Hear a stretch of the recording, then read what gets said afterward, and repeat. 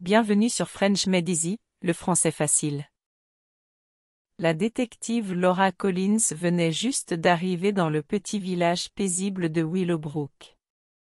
Ce village, entouré de collines et de forêts anciennes, était connu pour ses maisons historiques et ses habitants au caractère discret.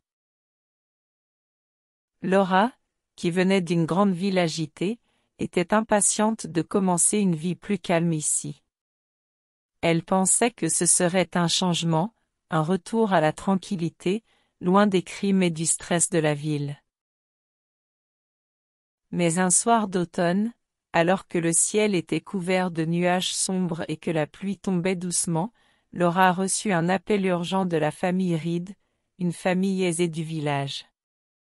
Leur grande maison, située au bout d'une allée bordée d'arbres centenaires, venait d'être cambriolée. Ce qui rendait ce vol étrange, c'est que les voleurs n'avaient pris qu'un seul objet, une vieille horloge, une antique pendule aux gravures mystérieuses. Laura arriva rapidement à la maison des Reed, un grand manoir entouré d'un jardin bien entretenu mais sombre. À l'intérieur, elle rencontra Monsieur et Madame Reed, un couple âgé, élégant et visiblement inquiet. Leur visage était marqué par la fatigue et l'inquiétude. Monsieur Reed, un homme grand aux cheveux argentés et aux yeux perçants, montra à Laura l'endroit où l'horloge avait été accrochée. Cette horloge, elle est dans notre famille depuis des générations, expliqua-t-il, sa voix tremblante. Elle ne marchait pas vraiment, mais elle faisait toujours ce tic-tac étrange. Aucun horloger n'a jamais pu la réparer, pas même Monsieur Finch. Laura prit note de ce détail. Finch, c'était le nom de l'horloger mystérieux du village. Sa boutique, située dans une petite rue peu fréquentée, était remplie d'horloges anciennes, certaines arrêtées depuis des décennies, d'autres émettant un tic-tac irrégulier. La rumeur disait que Finch pouvait réparer n'importe quelle horloge, peu importe son état. Alors pourquoi aurait-il refusé de réparer celle des Reed? Monsieur Reed continua, nous avons demandé à Finch de l'examiner il y a des années. Mais il a refusé de la garder. Le lendemain, il nous a rendu l'horloge, en disant que c'était une horloge maudite. Ces derniers mots furent à peine un murmure. Intriguée, Laura remercia les Reed et se dirigea vers la boutique de Finch. En entrant, elle fut frappée par le mélange d'odeurs de bois ancien, de métal et de l'huile utilisée pour les mécanismes. Des dizaines d'horloges, grandes et petites, occupaient chaque coin de la pièce, leurs aiguilles figées à des heures différentes. Le son des tic-tac, venant de plusieurs directions, remplissait l'air d'une étrange mélodie, presque hypnotisante. Monsieur Finch, un homme maigre et voûté, apparut dans l'ombre du comptoir. Ses cheveux blancs étaient ébouriffés, et ses petites lunettes lui donnaient l'air d'un homme toujours en train de scruter quelque chose d'invisible. « Vous cherchez quelque chose, détective ?» demanda-t-il d'une voix douce mais méfiante. Laura lui expliqua l'histoire de l'horloge volée et lui demanda s'il en savait davantage. Le visage de Finch devint soudain pâle, ses yeux se détournèrent. Cette horloge, murmura-t-il, comme s'il se parlait à lui-même. Je m'en souviens. Une horloge maudite, oui. Je leur avais dit de s'en débarrasser. Maudite? Demanda Laura, curieuse mais aussi un peu sceptique. Pourquoi dites-vous cela? Finch hésita, comme s'il avait peur de réveiller de vieux souvenirs. Finalement, il invita Laura à le suivre dans l'arrière-boutique, un endroit encore plus sombre, rempli d'horloges brisées, de vieilles pièces, et de poussière. Il sortit un petit carnet noir d'une étagère, couvert de poussière et de toiles d'araignée. Cette horloge a une histoire sombre, commença Finch d'une voix grave.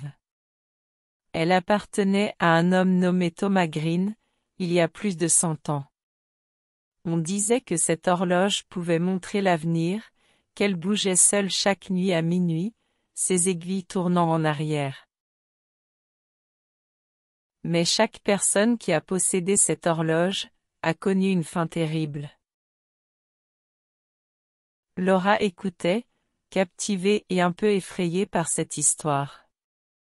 Elle remercia Finch pour ses informations, mais en quittant la boutique, elle sentait une étrange inquiétude s'installer en elle. Le lendemain matin, Laura trouva un papier glissé sous sa porte. Le papier semblait vieux, jauni, et l'écriture tremblante.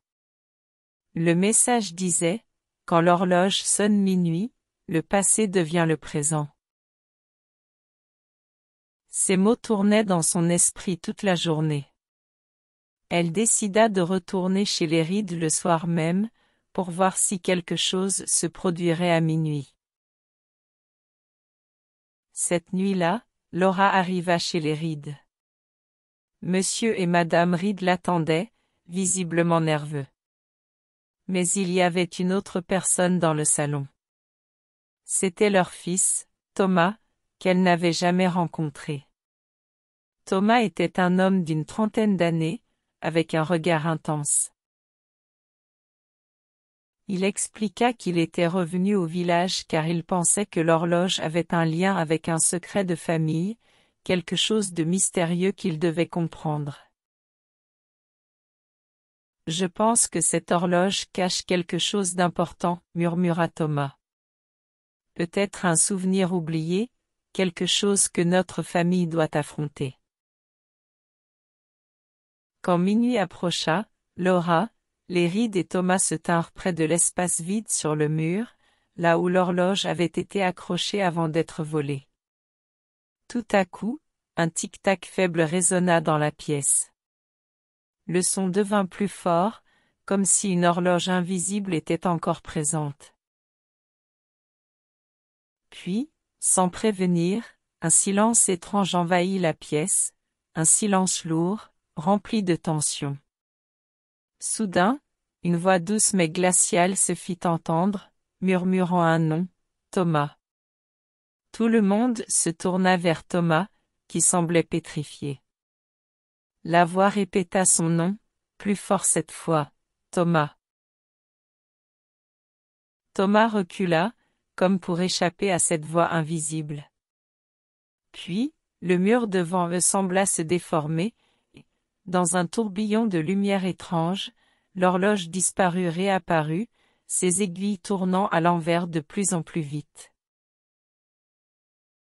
À travers le verre de l'horloge, ils virent des ombres, des visages effrayés, des scènes du passé. Enfin, l'horloge s'arrêta. Mais quelque chose avait changé. Monsieur et Madame Reed, ainsi que leur fils Thomas, semblaient devenir transparents, comme des souvenirs en train de s'effacer. Laura les regarda, horrifiée, tandis qu'ils s'effaçaient lentement, comme des fantômes disparaissant dans l'ombre. La dernière chose qu'elle entendit fut le tic-tac lointain de l'horloge. Puis, la pièce redevint vide et silencieuse. Laura se retrouva seule, dans cette maison pleine de mystères. Dans les jours qui suivirent, Laura découvrit que personne dans le village ne se souvenait des Reed, ni de leur fils. Ils avaient disparu, comme si toute leur histoire avait été effacée. La boutique de Finch, elle aussi, était fermée, et l'horloger avait disparu sans laisser de traces.